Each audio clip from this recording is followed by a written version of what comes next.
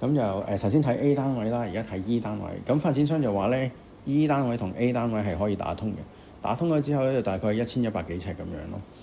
咁就係啦，咁啊一入到嚟門後邊有個鞋櫃位啦，係啦，呢度擺小物件嘅。咁我唔打開啦，咁啊一樣嘅啫。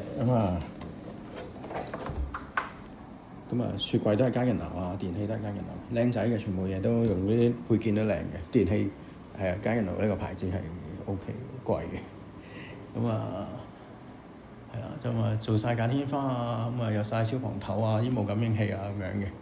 咁呢邊嘅 view 咧就係望翻後邊政府宿舍嗰邊嚟嘅。咁就如果政府唔拆起過嘅時候，就冇大問題嘅，好開揚嘅，都好遠距離嘅個。咁啊露台仔啊咁樣咯。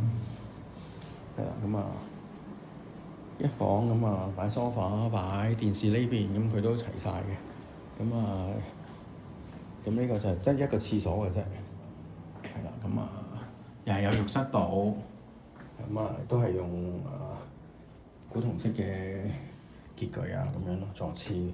咁呢個就冇頭先嗰邊隔離兩房嗰個咁兩個廁嗰個咁靚，有個毛巾架位嘅。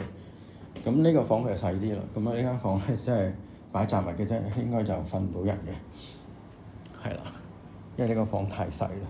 我諗呢個位做工人房都悶悶地，做書房都可以做個釘。